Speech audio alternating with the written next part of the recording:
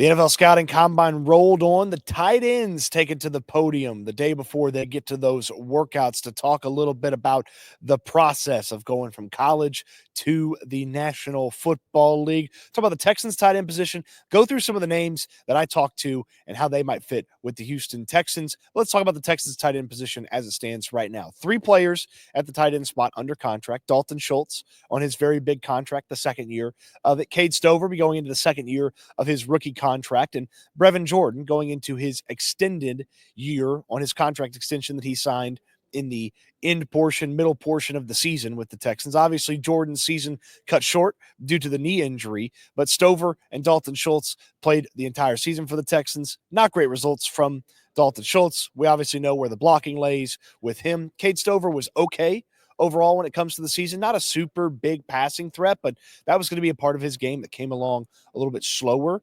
So when you think about Stover in year 2, the passing should be better as far as the being a receiver, being a factor in the passing game should be better. Hopefully his pass blocking gets better, but he was actually one of the better run blocking tight ends in all of football, according to Pro Football Focus, and he was the best run blocking tight end, according to Pro Football Focus, amongst rookie tight ends. So there's a lot to like about Stover, and Brevin Jordan is an unknown. He is a receiving threat.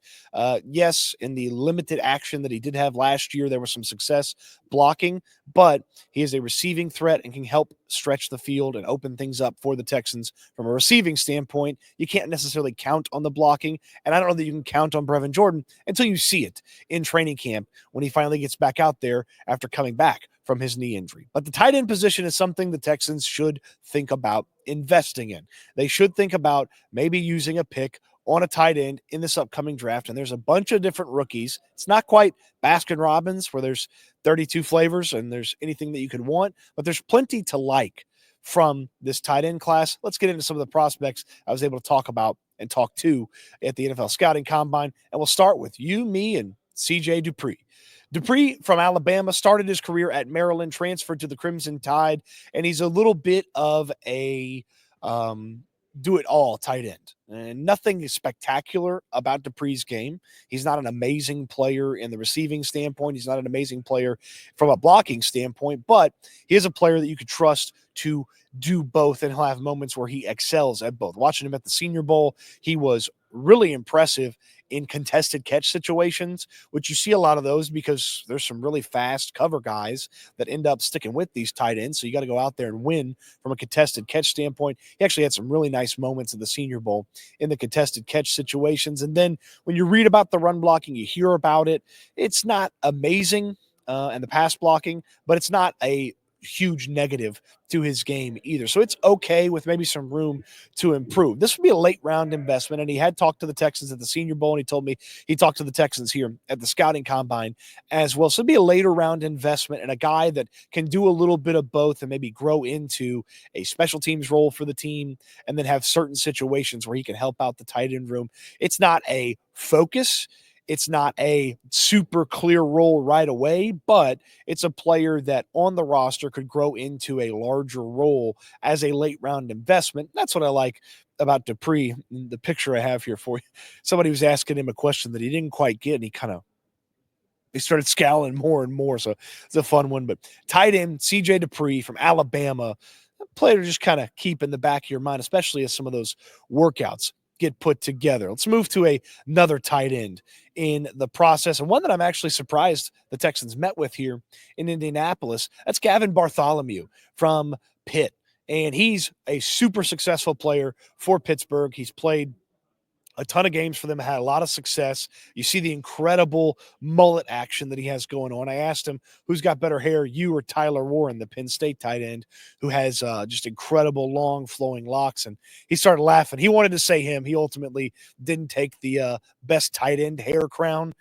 from me when I offered it to him, but he wanted to say him. This guy is a receiving threat with a body type that can make things happen from a blocking standpoint. Another Senior Bowl player that had some success at the Senior Bowl, and I can't quite figure out where Bartholomew fits from a draft standpoint, exactly where he's going to end up, because it's tough to know how teams right now truly feel about him.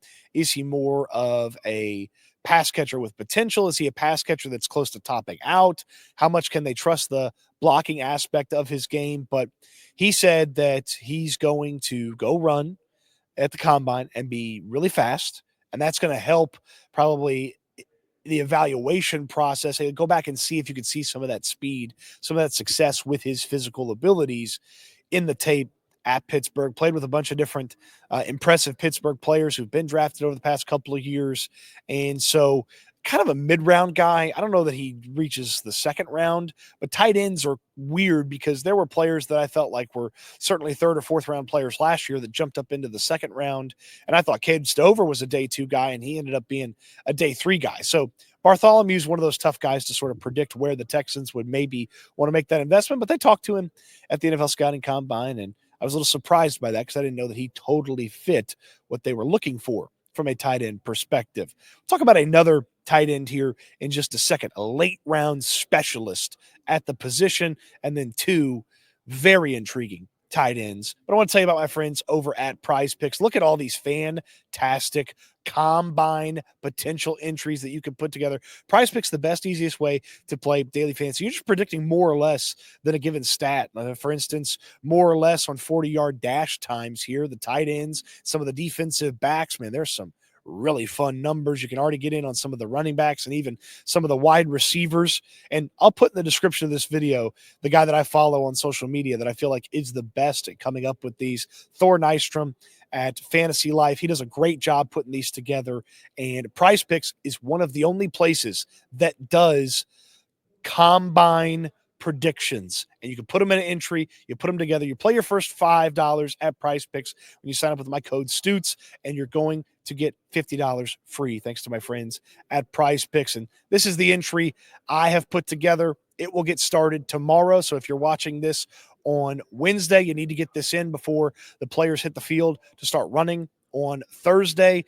But you look at it more on the 40 times for a couple of these guys, less on the 40 time for some of these other guys. Put it together, play your first 5, get $50 thanks to my friends at Prize Picks. We appreciate them supporting the channel. Appreciate you when you support them because that helps support me as well. Specialist at the tight end position, a guy that has a very clear role, and a guy that I really start to like in the draft process, Jackson Hawes, the tight end from Georgia Tech. He played 4 years at Yale, and he was talking to me about playing at Yale. And he's like, it is kind of barbaric the way we did things. We practiced in pads 4 times. The weightlifting routine was archaic. And I got to Georgia Tech.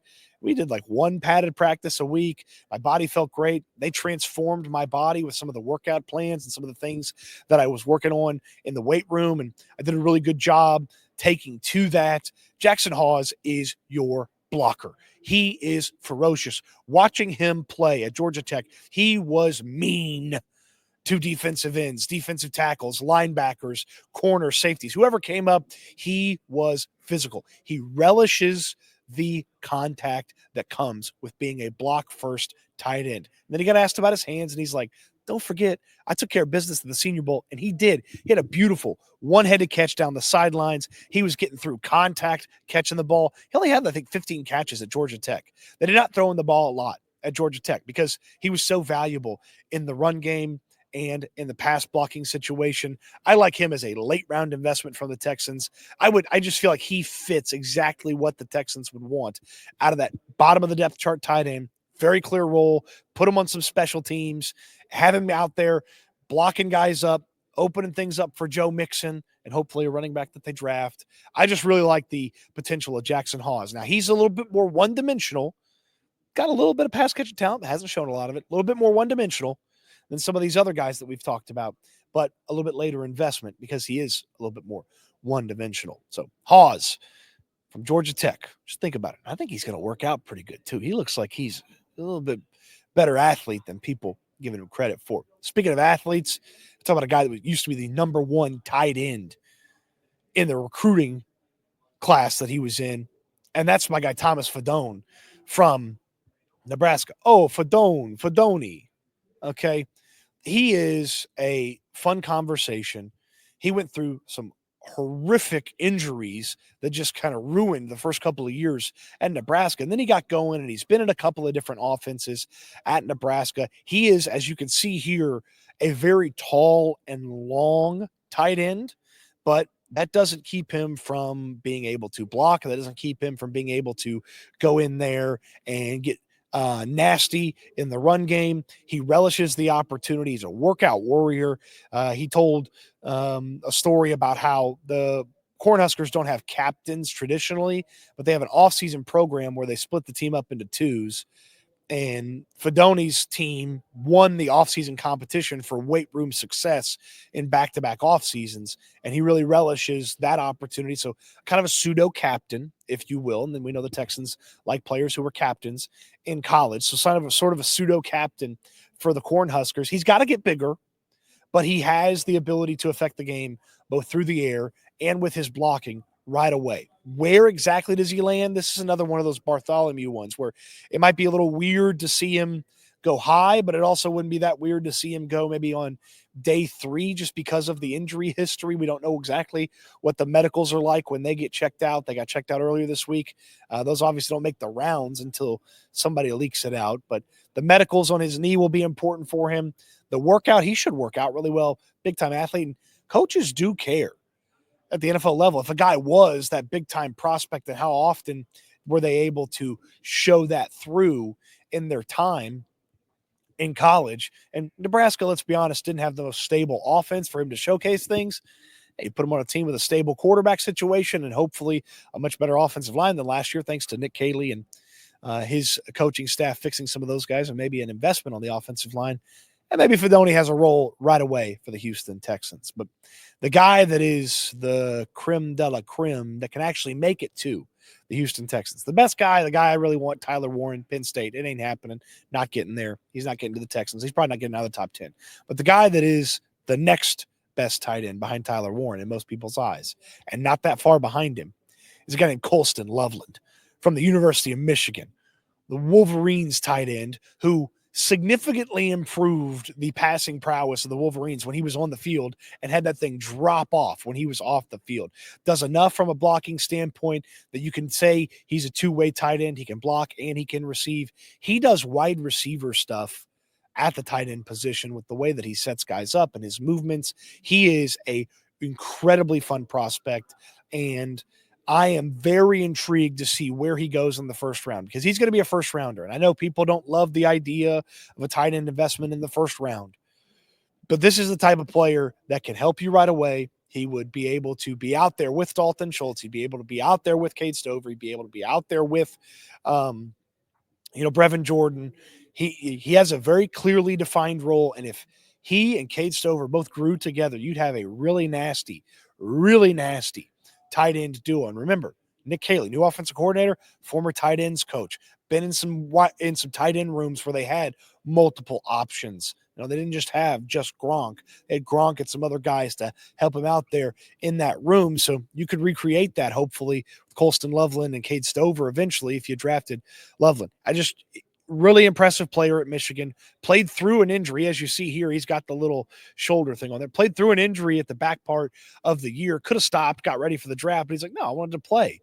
He wanted to go beat Ohio State again is what he wanted to do. But Colston Loveland, loved the conversation that he had with the media, just how much he's just thankful for the opportunity, excited to be in the NFL, excited to get drafted, and the players' results and the success that he's had on the field kind of speaks for itself, especially when you watch Michigan without him. It's not good. Loveland brings a lot to the table. Those are the tight ends that I talked to, had conversations with a couple of notables that the Texans haven't met with at the Combine so far. My friend Landry Locker found this out. Gunnar Helm, University of Texas, more receiver-focused. Texans haven't talked to him.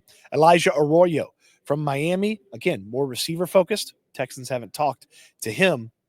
Maybe looking for a little bit more combo, a little bit more blocking prowess than what those two guys were able to put together. Full write-up, long discussion, DBs, conversation about safety and cornerback going to be on Houston Football as well. Check out the co-hosted show I do, SNL, with myself and Landry Locker from the Locker Room.